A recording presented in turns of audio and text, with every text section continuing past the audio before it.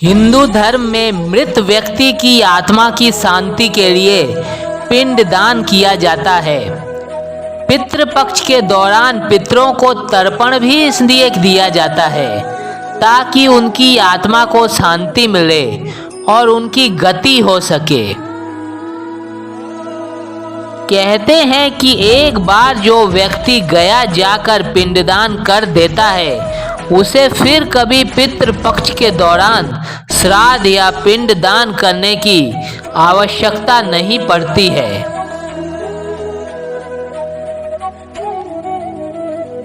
अधिकतर लोगों की यह चाहत होती है कि मृत्यु के बाद उनका पिंडदान गया में हो जाए। सनातन धर्म में यह मान्यता है कि गया में श्राद्ध करवाने से व्यक्ति की आत्मा को निश्चित तौर पर शांति मिलती है।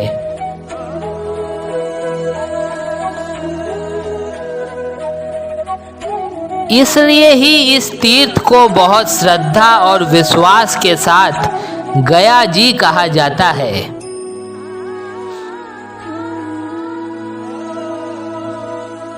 पितृपक्ष में दुनिया भर से लोग पितरों की मुक्ति के लिए पिंडदान हेतु और श्राद्ध कर्म हेतु गया धाम आते हैं। गया धाम का ऐसा महत्व है कि यहाँ से सीधा रास्ता स्वर्ग की ओर निकलता है। यहाँ स्थित प्रेत शिला को लेकर कई तरह की मान्यताएं हैं, लेकिन इन सबसे भी रोचक है गया जी के मुक्ति धाम बनने की कहानी। आइए जानते हैं कि क्यों गया में पितरों को मुक्ति मिल जाती है पिंडदान करने से। प्राचीन काल में एक गया नाम के राजा थे। राजा गया धर्मनिष्ठ और कुशल राजा थे जो कि भगवान विष्णु के परम भक्त भी थे। उनके शासन काल में उनकी प्रजा बहुत खुशहाल थी। सभी प्रजागण राजा गया के शासन काल में बहुत ही प्रसन्न थे। किसी भी चीज का कोई भी अभाव उनके शासन काल में नहीं था। एक बार राजा गया वन में शिकार करने गए, तब उन्होंने हिरण को देखा। हिरण को देखकर राजा ने हिरण को मारने के लिए तीर चलाया, लेकिन वह तीर हिरण को लगने के बजाय एक ब्राह्मण को जा लगा जो कि उस वन में विचरण कर रहा था।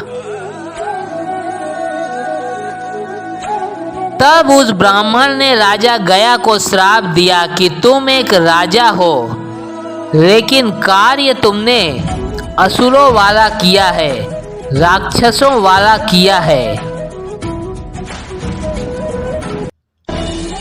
ब्राह्मण ने कहा कि मैं तुम्हें श्राप देता हूं कि तुम एक असुर बन जाओ।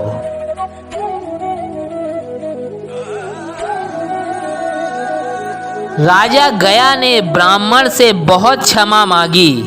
तब ब्राह्मण ने कहा कि तुम असुर तो बन जाओगे, परंतु तुम्हारा उस असुर योनि में उद्धार भगवान विष्णु द्वारा होगा जो तुम्हारे आराध्य हैं, और तुम्हारा नाम पूरे संसार में अमर हो जाएगा।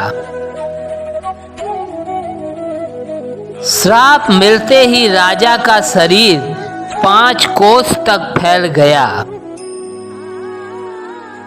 अब राजा गया गयासुर बन गए, लेकिन वह भगवान विष्णु के परम भक्त थे, तो उनके मन में आसुरी प्रवृत्ति हावी नहीं हो पाई और वह अपना राजपाट छोड़कर जंगल की ओर चले गए।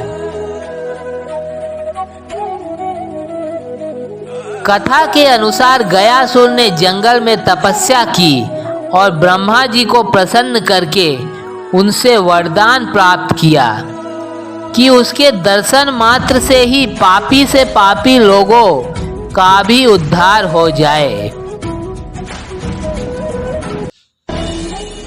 इसके बाद तो सभी असुरों की मौज हो गई। असुर और राक्षस गण सारी उम्र तो पाप कर्म करते, लेकिन अंत समय में गयासुर के दर्शन करके पाप मुक्त होकर पुण्य लोक की प्राप्ति कर लेते थे। ऐसा लगातार होने से स्वर्ग और नरक का संतुलन बिगड़ने लगा। पापी से पापी व्यक्ति भी गयासुर के दर्शन कर लेने से अंत में स्वर्ग में पहुंचने लगे। तब इस स्थिति से घबराकर देवता गण भगवान विष्णु के पास पहुंचे। भगवान विष्णु के पास पहुंचकर सभी देवताओं ने उनसे सारी समस्या वृत्तांत से कहकर गयासुर का अंत करने की प्रार्थना की। भगवान विष्णु ने देवताओं की समस्या को सुनकर उनकी मदद करने का उन सब को आश्वासन दिया।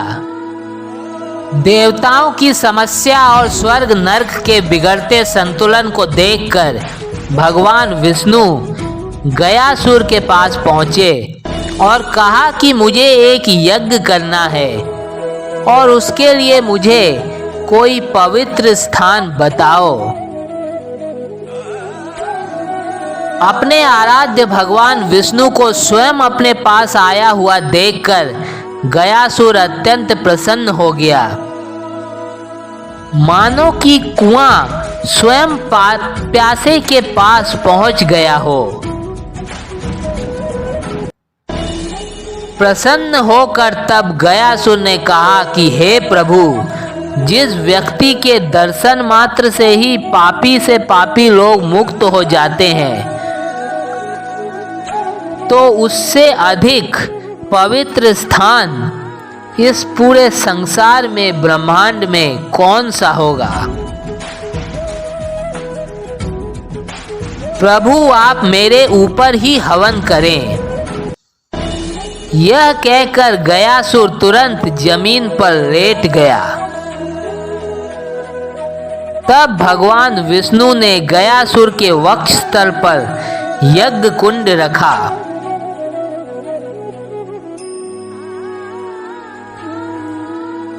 यज्ञ के साथ ही और भी कई प्रयास किए गए, लेकिन गयासुर की मृत्यु नहीं हुई। तब भगवान विष्णु ने कहा कि गयासुर, तुमने कोई पाप नहीं किया है, लेकिन तुम्हारे कारण पापी असुर पाप करके भी अंत में तुम्हारे दर्शन करके स्वर्ग जा रहे हैं। ऐसे में स्वर्ग और नरक का संतुलन बिगड़ रहा है, तो अब तुम्हें मरना होगा और मुझे तुम्हें मारना होगा। तब गयासुर ने कहा कि हे प्रभु, आप यदि मेरी पूजा से प्रसन्न हो, मैंने कोई भी पुण्य कर्म किए हों, तो मेरी केवल 2 इच्छाएं पूरी कर दीजिए। मेरी मृत्यु स्वतः ही हो जाएगी। इससे आपके ऊपर मेरी मृत्यु का आरोप भी नहीं लगेगा। एक भक्त के मृत्यु का आरोप से आप बच जाएंगे। यह सुनकर भगवान विष्णु ने गयासुर से उसकी इच्छाओं के बारे में पूछा। गयासुर ने कहा कि मेरी पहली इच्छा है कि आपके हवन करते समय जितने भी देवी देवता प्रत्यक्ष अप्रत्यक्ष रूप से मुझ में वास कर रहे थे, वह जब तक सूरज चांद रहेंगे मुझ में वास करेंगे। भगवान विष्णु ने कहा कि ठीक है, तुम्हारी मनोकामना पूरी होगी। अब दूसरी इच्छा बताओ। गयासुर ने कहा कि दूसरी इच्छा यह है कि वैसे तो श्राद्ध पिंडदान करने से पितरों की मुक्ति हो जाती है, लेकिन मान लें अगर कोई नहीं कर पाता है या फिर समर्थ नहीं है, तो यदि वह मेरे धाम आकर सच्चे मन से कह दे कि हे भगवान, मेरे पितरों को मुक्ति प्रदान करें, तो आप उनके पितरों को मुक्ति प्रदान कर देंगे। गयासुर की दूसरी इच्छा सुनकर भगवान विष्णु ने कहा कि तथास्तु, ऐसा ही होगा। इसके बाद गयासुर ने तुरंत अपना शरीर त्याग दिया। गयासुर के शरीर त्यागने के पश्चात ही भगवान विष्णु भी वहां से अंतर ध्यान हो गए। तब से यह मान्यता है कि गया में किया गया श्राद्ध या फिर पितरों की मुक्ति के लिए अगर प्रार्थना भी गया में कर ली जाए तो उन पितरों को तुरंत मुक्ति मिल जाती है।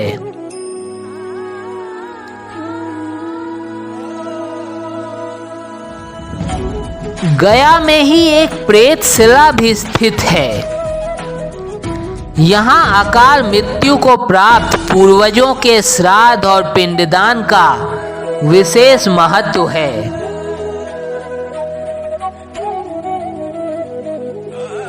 प्रेतशिला 876 फीट ऊंचा एक पर्वत है।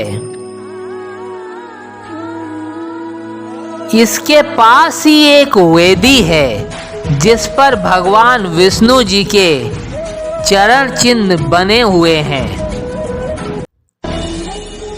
इस प्रेतशिला के पास के पत्थरों में अजब तरह की दरारें और छिद्र हैं, जिन्हें लेकर मान्यताएं हैं कि प्रेतात्माएं इन्हीं छिद्रों और दरारों से आकर अपने परिजनों द्वारा किए गए पिंडदान को स्वीकार करके वापस चले जाते हैं।